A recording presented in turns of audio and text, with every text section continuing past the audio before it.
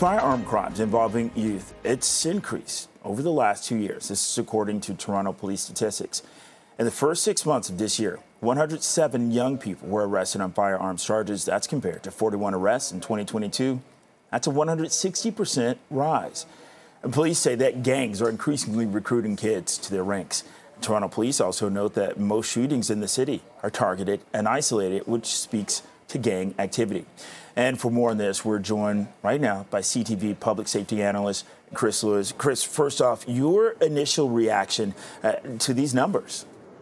Not surprised at all, Bakari. I mean, as sad as it is, the reality is we've seen this increase over the last 3 or 4 years to alarming rates.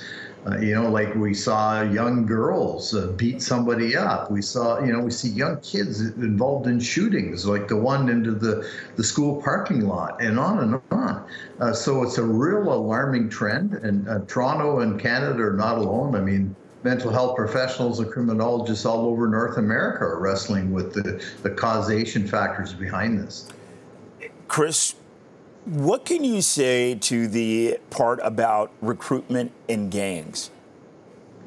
Well, a lot of that, when you look at, whether it be, videos on social media or whatever, the guns and gang lifestyle has some attractions, particularly from kids that are from families that are really not functioning well, poor parenting, poorly functioning families, communities with poverty and kids that feel like there's no hope.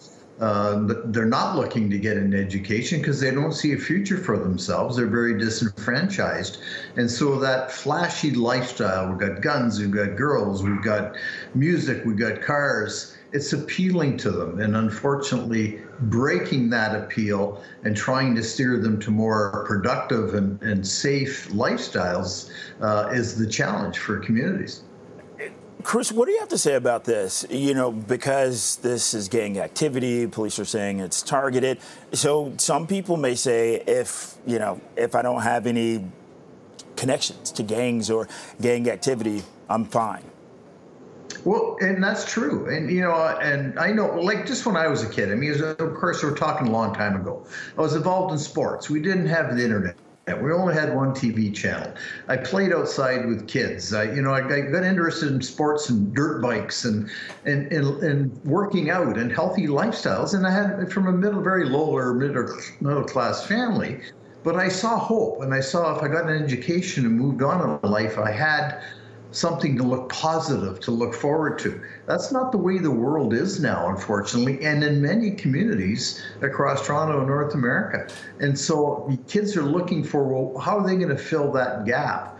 And what are they going to do in life? And that attractive lifestyle of the guns and gang world overwhelms the positive, potential positive outcomes of moving forward and going to school and having a life. Okay, Chris, with these numbers, is this something cyclical? Are we talking about just a one-off trend, or could this be indicative of something more? I think it's bigger than that. I don't think that's going to go away tomorrow. I think that the pandemic had a lot of effect on kids. They turned to social media. That's not going to end right away. Are some communities very impoverished with poor parenting, et cetera? Is that going to change overnight? And the kids are going to say, wow, I think I'll try and go to university and be an engineer or something. These are tough times, and breaking through this is going to be a real challenge for schools, for parents, for community leaders, for the police and others to work together to try and break that cycle. All right, CTV public safety analyst Chris Lewis, thank you.